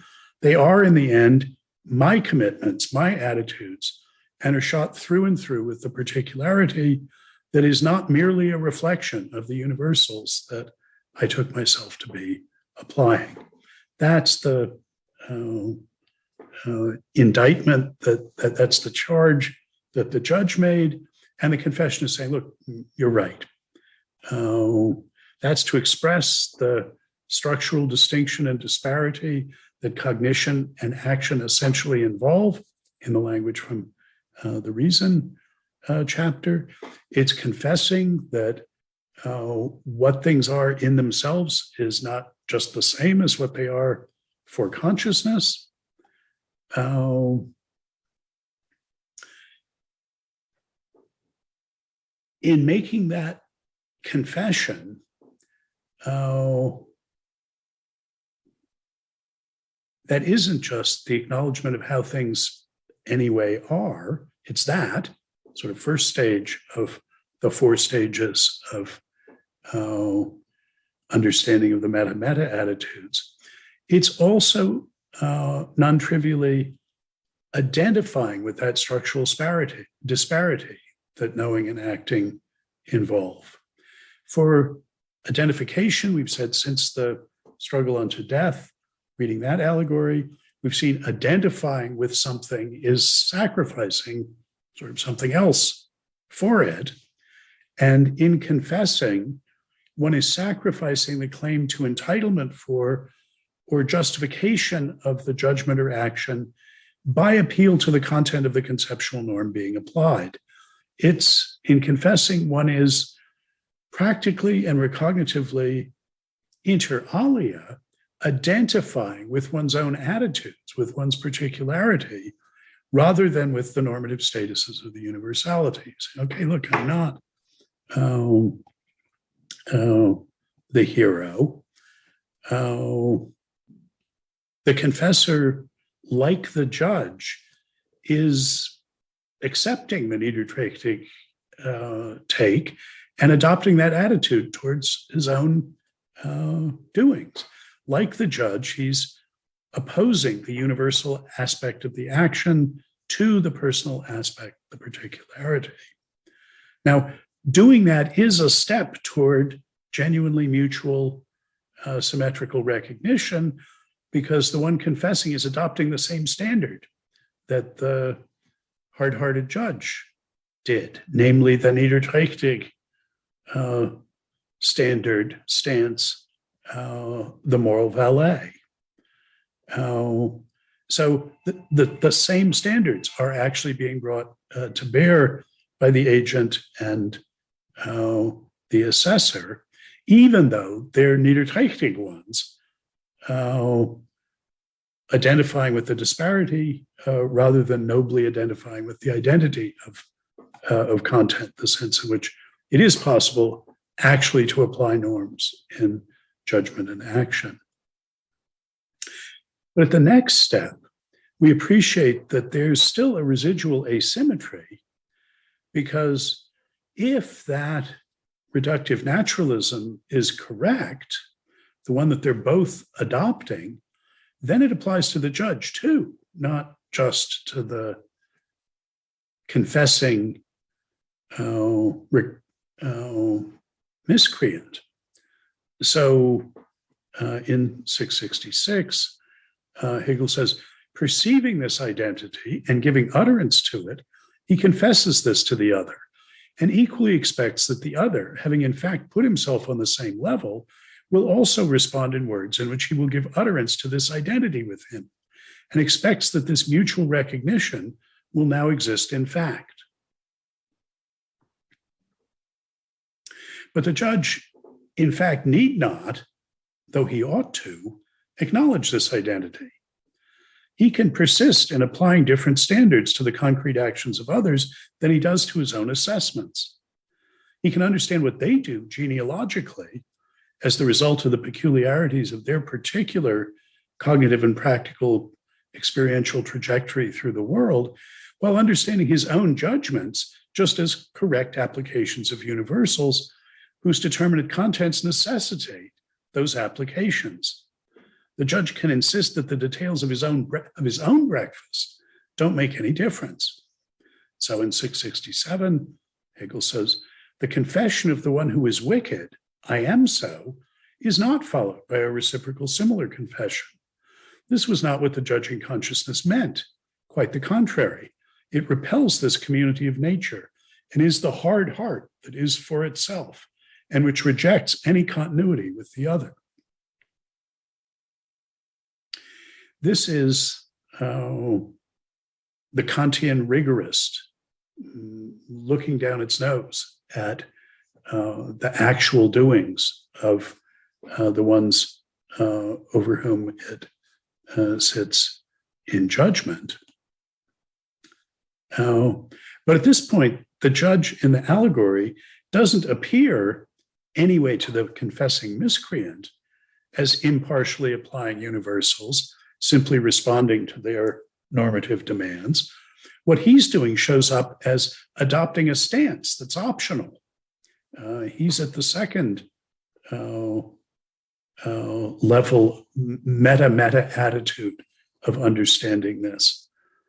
He's not just cognitively apprehending how things objectively are. That's what he is doing. What he is for himself is just cognitively responding to how things are. You're not norm governed in your doings. I am norm governed in my assessments. But he shows up as adopting a stance, as deciding to adopt a different stance to himself, to his own sayings and doings, than he does to others. And that's an optional attitude on his part. And further, in what Hegel calls rejecting any continuity with the others, he is adopting, in fact, a recognitive stance. He's rejecting an offer of reciprocal recognition. And that's a further kind of doing for which he's responsible and can be held responsible. So Hegel says in 667, as a result, the situation is reversed. The one who made the confession sees himself repulsed and sees the other to be in the wrong when he refuses to let his own inner being come forth into the outer existence of speech. When the other contrasts the beauty of his own soul with the penitent's wickedness, yet confronts the confession of the penitent with his own stiff-necked, unrepentant character, mutely keeping himself to himself and refusing to throw himself away for someone else, as refusing to sacrifice and so identify with the stance that the penitent confessor has done. That is, the hard-hearted judge is doing what he originally indicted the other one for.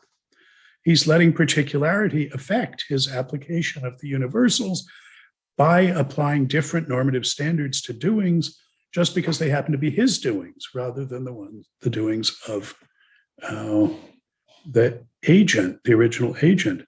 And in doing that, he's producing a recognitive disparity, allowing his particular being for self, his attachment to his own attitudes, which he refuses to sacrifice, so he's identifying with them, he's refusing to allow that, he is allowing that to disrupt the achievement of community by reciprocal recognition.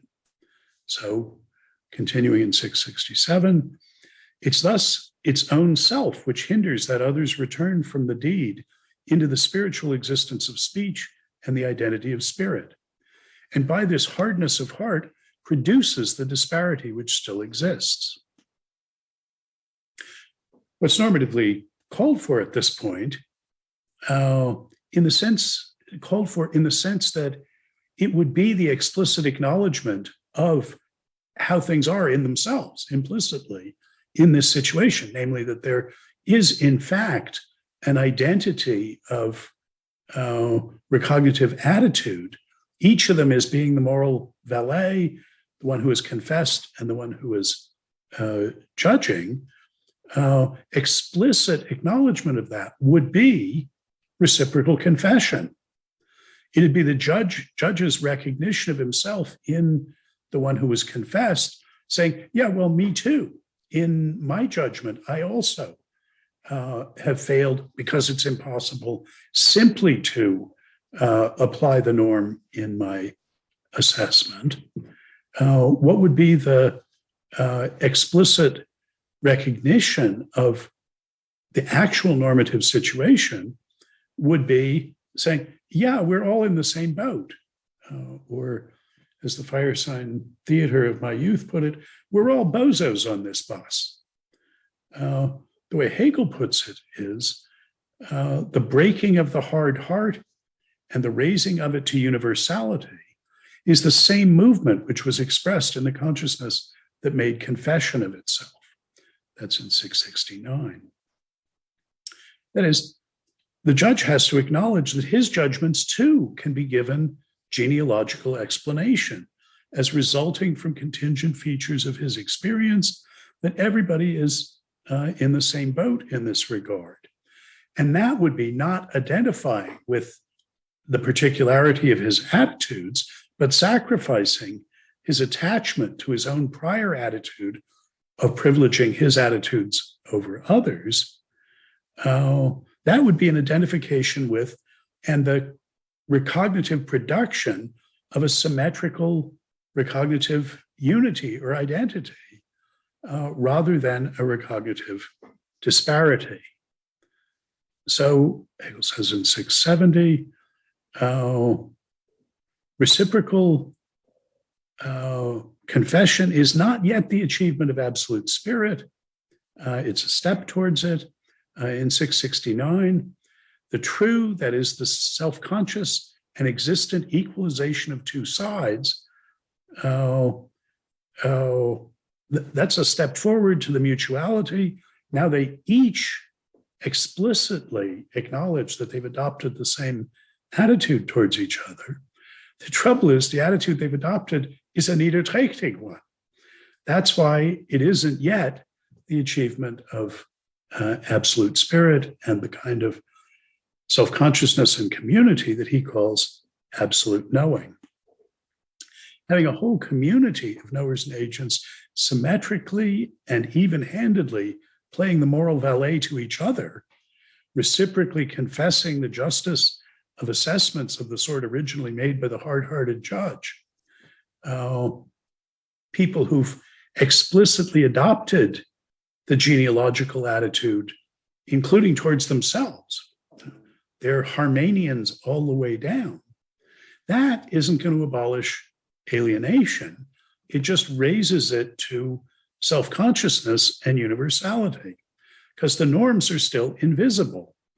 And because they are, the attitudes can't show up as genuinely normative attitudes, as attitudes attributing genuine normative statuses. But that sets the transition, sets the stage for a transition to the final stage of self-conscious spirit by the allegorical judge and now penitent agent traversing the four meta attitudes that I talked about in the first part of my presentation. First, the judge acknowledges that he's adopting a stance rather than simply acknowledging a fact. And second, the judge acknowledges that the stance is a recognitive, practical one. That is, the judge acknowledges that which stance he adopts produces a community of one kind rather than another. Next, the judge has to acknowledge that acting and judging, acknowledging and attributing, deliberating and assessing, implicitly presuppose are ultimately intelligible only in the context of edelmutig recognitive stances. And finally, the judge and the confessing penitent must explicitly adopt such a recognitive stance and so actually institute an edelmutig recognitive community that has symmetric, mutual, reciprocal recognition. So this final stage is the stage of bringing to explicit self-consciousness what has implicitly been going on all along. And this is what, in my reading of this, I'll understand in terms of recognition taking the form of recollection. Now, that's going to be next time that I talk about that. But this last stage of self-consciousness, which is inter alia, coming explicitly to be for yourself what you are in yourself, acknowledging explicitly what's implicitly the case, that one was all along implicitly committed to edelmutig recognitive attitudes. But to bring about this form of self-consciousness, you have to bring about that kind of recognitive community. So you have to explicitly adopt those recognitive attitudes. This is why we're talking about a future stage of spirit. We haven't done that. even if we come to understand at the level of pure consciousness what doing that requires, because we, having read the Phenomenology, come to the stage of absolute knowing at the end, that's still just in pure consciousness. We still have to actually implement that community and live in it to have actual self-consciousness of that form. Now, in Hegel's allegory, what's required to do that is forgiveness, balancing confession. So he introduces this notion in the penultimate paragraph of Spirit, I'm saying of the substantive book. This is in 670. He says, the forgiveness which it extends to the other is the renunciation of itself. That would be its particularity, of its unreal essential being, which it put on a level with that other, which was a real action, and acknowledges that what thought characterized as bad, viz. Action, what the original judgment took to be bad, is good. Or rather, it abandons this distinction of the specific thought and its subjectively determined judgment, realizes that there's always going to be an admixture of particularity and contingency in the actualization of the norm, which is the determination of further determination of its content,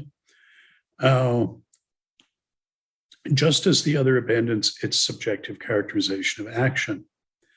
The word of reconciliation, Versöhnung, is the objectively existent spirit, which beholds the pure knowledge of itself qua universal essence.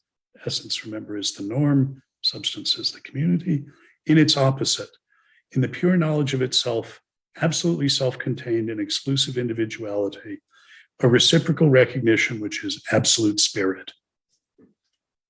So this forgiveness, Verzeihung, is a recognitive attitude that practically acknowledges the complementary contributions of particularity and universality to individuality, the way there is nothing but particular applications of conceptual norms to give the universal the content that it has.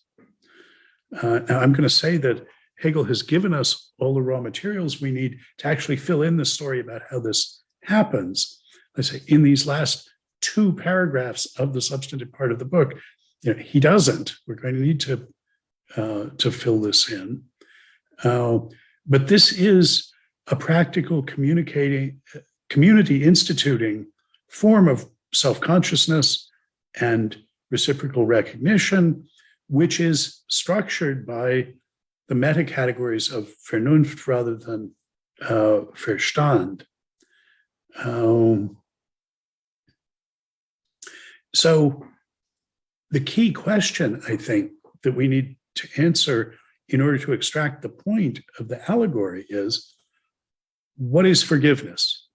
What do you actually have to do in order to qualify as forgiving somebody for an action, which always is the application of a concept, either in judgment or intentional action from the first personal point of view, or in assessing the correctness or success of the judgment or the action from the second or third person point of view of deliberation. What would even count as an answer to this question? What do you have to do to count as forgiving? Well, think about the parallel when I asked, well, what do you have to do to count as identifying with one aspect rather than another of yourself? And the answer was there in terms of sacrifice. Well, what are you willing to sacrifice? Risk and sacrifice for what? That's how we're going to understand identification. And it's here that I want to say what you need, so a way of putting the question is, what stands to forgiving as sacrificing stands to identifying with? That's the question I think, we're left with at this point. And here, I think the most important clues concerning the nature of forgiveness are contained in just a few gnomic aphoristic sentences at the very end. So in 667, he says, spirit in its absolute certainty of itself is lord and master over every deed and actuality, and can cast them off and make them as if they had never happened. I hear in this the phrase that echoes of the phrase that he's used elsewhere, talking about a kind of doing that is giving contingency the form of necessity. That is a normative form. Spirit can do that. It's lord and master over every deed and actuality. And in 669, one of my favorite passages, the wounds of the spirit heal and leave no scars behind. The deed is not imperishable. It's taken back by spirit into itself. And the aspect of individuality, he means particularity, present in it, whether as intention or as an existent negativity and limitation, straightway vanishes. Now, I think it's striking that he explicitly invokes the notion of mastery here. Spirit is the lord and master over every deed. Say, wait a minute, I thought mastery was a bad thing. I thought that was a defective form of recognition. I take it that the invocation of mastery indicates that this final form of recognition as reciprocal confession and forgiveness has a certain kind of constitutive authority. It's capable of making something so by taking it so. The individual self-conscious normative subjects can't do it, but when they institute this reciprocal community of confession and forgiveness, they make something so. They institute a new form of community, overcoming the contingency of the particular attitudes. I mean, that I take it is the wounds of the spirit, are these contingent particular attitudes which actualize them, and the errors and failures they bring about. That's the existent negativity and limitation. That's what you confess, that those are always there. And the question is, what do you need to do to count as forgiving that, casting them off and making them as if they had never happened in a way that heals those wounds, leaving no scars behind? What is it the forgiving individual has to do to count as having successfully exercised that constitutive healing authority? And I think the general form of the answer is that forgiveness is a kind of recollection. What you have to do to forgive the confessor for what's confessed to be the eruption of contingency into the application of norms, in order to forgive the one who confesses that, yes, there are contingent particular aspects to my application of these norms, is to offer a rational reconstruction retrospectively of the tradition of applying those norms, the tradition to which the concept application belongs, in which that application figures as an expressively progressive episode. Now here you can see I'm going to want to invoke the model of judges at common law, but telling a story like that, rationally reconstructing the history of the actual concrete applications of the concept, so as to exhibit it as expressively progressive, as the gradual emergence into explicitness of a norm that, according to this magnanimous, forgiving recollection shows up as having been implicit all along, governing those applications in the dual sense of both providing the norm, the normative standard for assessments of the correctness of applications of that implicit norm, and according to this rationally reconstructed forgiving recollection,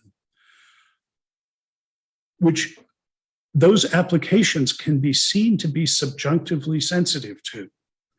That is, according to your recollection, the judges who made expressively progressive applications of this concept were being responsive to the norm, were self-consciously aware of aspects of this norm.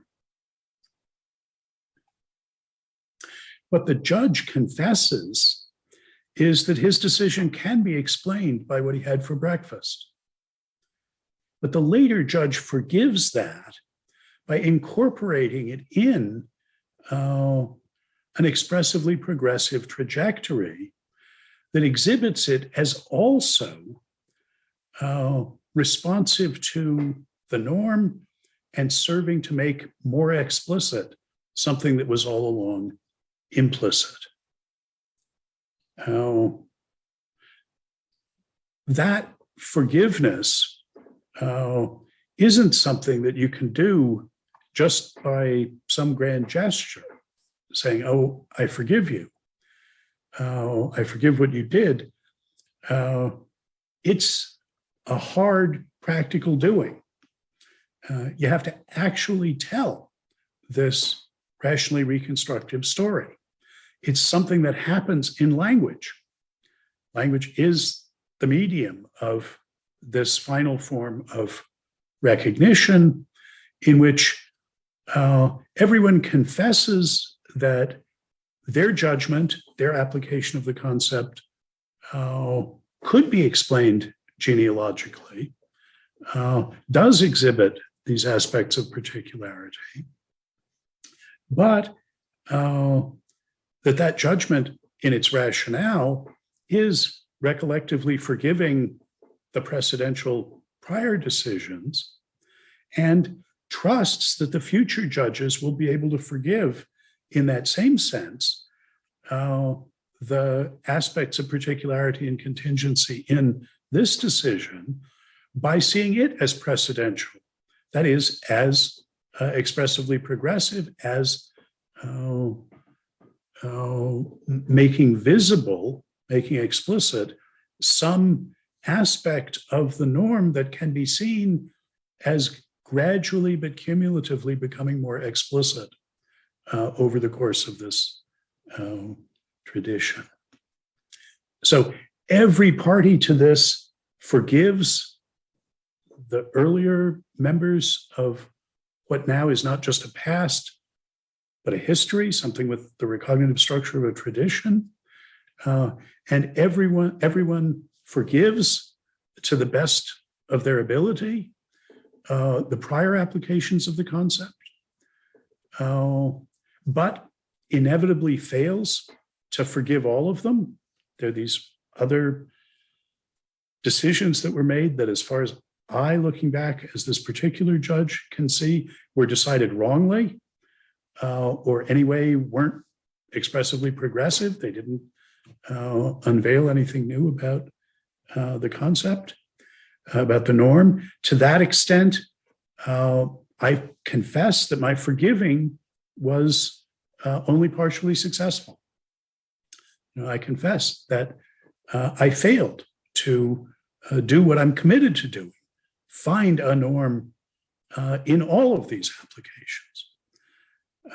But I trust that failure of forgiveness on my part will be at least partially forgiven by the judges who come after me, who know more than I do and are better at recollecting and so at forgiving than I am, and will see the line I drew between the precedential and the non-precedential as itself actually making explicit something that was implicit. Now, there's a lot more to be said about that. And what I want to start off with next time is an account of how agency looks in from the point of view of this postmodern, unalienated picture of the interaction between genuine norms, which appear retrospectively, and when one looks at the tradition retrospectively, with a forgiving eye, that's what looking on it rationally consists in. That's the edelmütig, magnanimous, forgiving perspective. And the attitudes, which going forward, thinking about it genealogically, are all that show up. We see the two temporal perspectives as two sides of one coin. And all of this becomes visible as the process by which conceptual norms actually get determinate content. The content gets determined in them. In his allegory, this is having the structure of confession and forgiveness. He doesn't quote because he doesn't need to. It's resonating in the ears of all of his readers. The line from the Lord's Prayer, forgive us our trespasses as we forgive those who trespass before us. That's the form of final recognition here, that he's going to see religion as just a sensuous image of Trinitarian Christianity, Protestant Christianity. So, all right, I've only sort of just been able to put the pieces of this on the table. As I say, I want to start off next time talking about how the world looks from this point of view and say some more about this recognition taking the form of reciprocal confession and forgiveness. If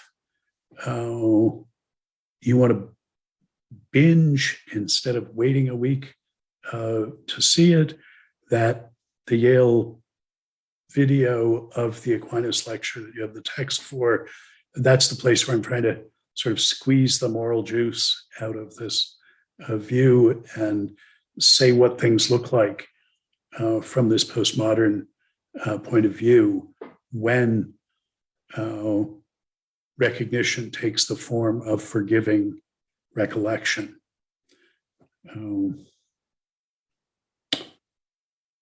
Okay, well, that's our time.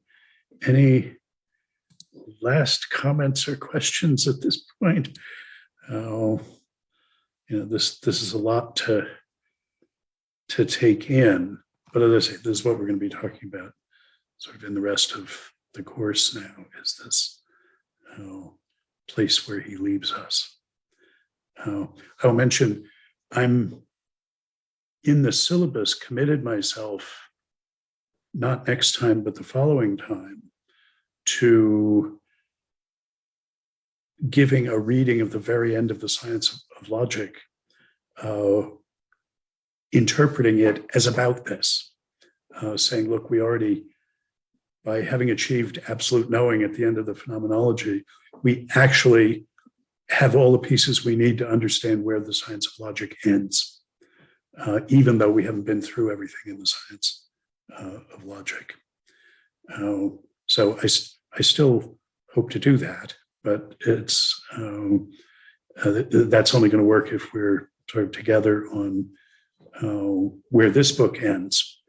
And I think people have sufficiently failed to understand these last, particularly these last 11 paragraphs of the Spirit section, that it is not common conventional wisdom about reading this book that he actually is talking about a future next phase, as opposed to leaving us sort of stuck in alienated modernity.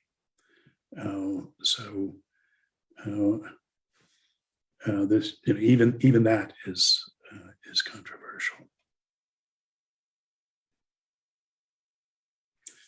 Okay, well then, I will see you next week when we will bask in absolute knowing.